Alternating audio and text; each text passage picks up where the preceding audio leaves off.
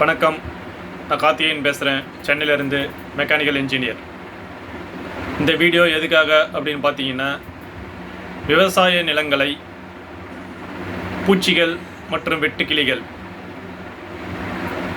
அழிக்கிறதுனால அரிசி, கோதுமை, பருப்பு வகைகள் இதெல்லாம் நிறைய பாதிக்கப்படுது. அது எப்படி தவிர்க்கலாம், அதுக்காக தான் இந்த வீடியோ. எப்படி தவிர்க்கலாம் அப்படின்னு பார்த்தீங்கன்னா, வீட்டில் கொசு வலை இருக்குது. அது ரொம்ப சின்ன சைஸ். விவசாய நிலங்கள்லாம் பார்த்தீங்கன்னா 2000 acre, 4000 acre, 5000 acre, 10,000 acre. So acre கணக்கில் தான் அளவு இருக்குது. அந்த அளவில் நெட்டு செய்ய முடியாது. அதனால் உதாரணத்திற்கு 100 மீட்டர்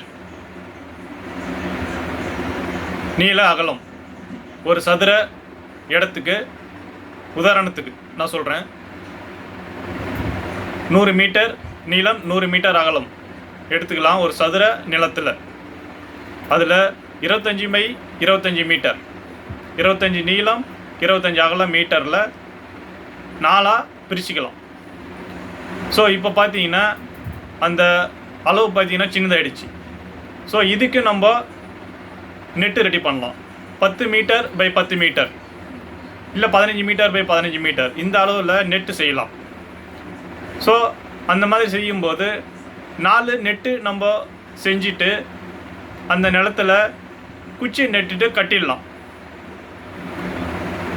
அந்த மாதிரி கட்டும்போது பூச்சிகள் மற்றும் வெட்டுக்கிளிகள் உள்ளே வர்றதை தவிர்க்கலாம்.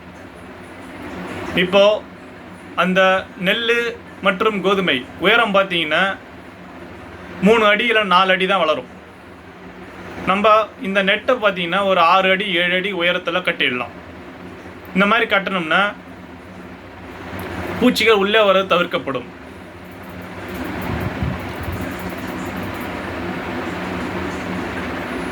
இந்த சூரிய ஒளி, மழை தண்ணி எல்லாமே இந்த நெட்டுக்குள்ளே வந்துடும்.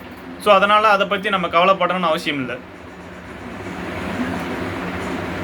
இந்த ப்ராப்ளம் தமிழ்நாடு மட்டும் இல்லை, இந்தியாவில் நிறைய மாநிலங்களில் இந்த ப்ராப்ளம் இருக்குது.